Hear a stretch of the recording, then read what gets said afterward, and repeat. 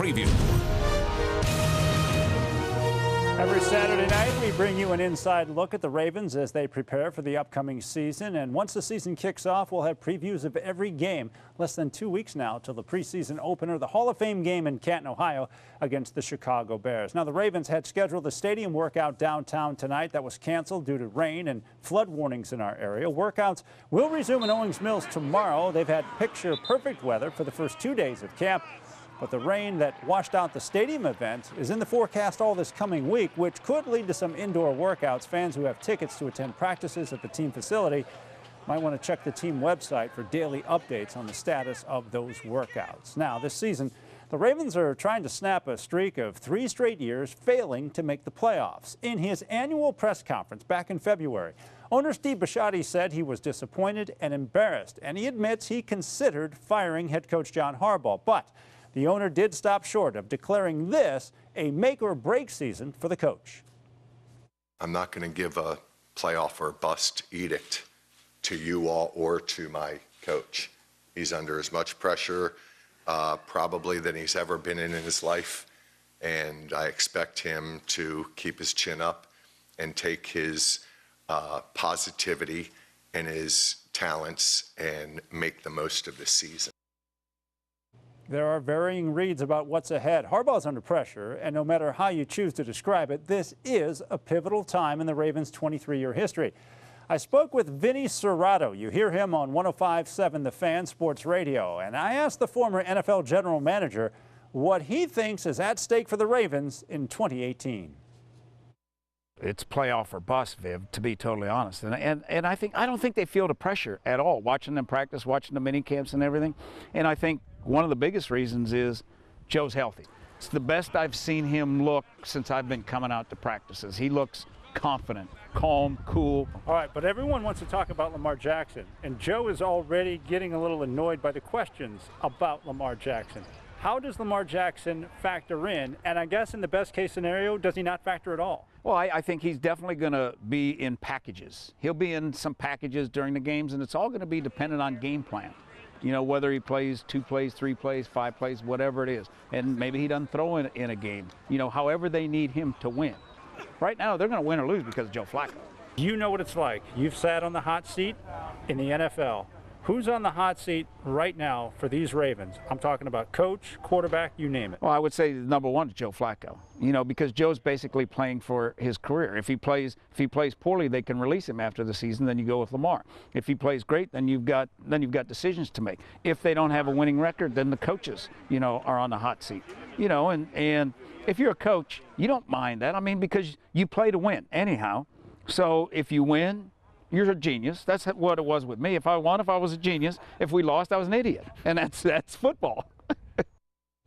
That is football. And winning is the key to keeping fans engaged. Aside from what the product is on the field, the Ravens have rolled out a number of new features to cater to their fans this season. Rick Ritter reports on what's new. It's been a long 6 months, but Ravens football is back. Wide open, Snead for the touchdown. And while some flashy additions are expected to boost the product on the field, the game day experience at M&T Bank Stadium might steal the show. Go Ravens. On Thursday, the Ravens unveiled their switch to digital ticketing. Season ticket holders now able to scan their PSL owner card, similar to a credit card, for access into the stadium.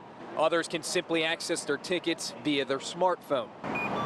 I've been wanting something, you know, to have it on my phone for a while. Fans like Ben Schiffman loving the transition. I appreciate all the new features, all the stuff that's going on. But enhancing the game day experience extends beyond the tickets. New video boards have now been added in the corner of the end zones, and just weeks ago, they announced concession prices were being slashed. I think digital ticketing is part of the modern world. Ravens president Dick Cass. We want to keep our fan base strong, and we want to keep our stadium full, and to do that, you have to make investments. With attendance that's dipped over the past few seasons, the Ravens are pulling out all the stops to put fans first. and ready for a return to the winning culture. I sense a level of excitement among our fans that I have not seen really since we won the Super Bowl.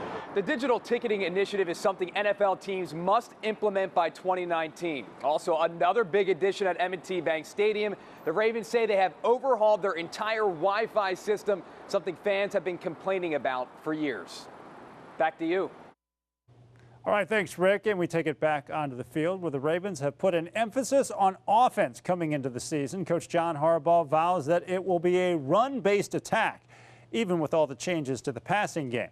Alex Collins, set to start his first full season as the #1 ball carrier, joined the Ravens early last year as an unknown, then surprised everyone when he rushed for nearly 1,000 yards. Not only a ball carrier, but also a pass catcher out of the backfield. Collins has gone from practice squad to primary contributor. He has found a home, but he's not getting too cozy. I don't want to say necessarily comfortable because, just, when I use that word, it makes me feel like I'm too relaxed and like lackadaisical. I'm more focused. I don't want to, get comfortable. I don't want the team or our group to get comfortable because, we just want to get better every day. So, in the position I am, it's a great feeling, but I'm always pushing myself to be better.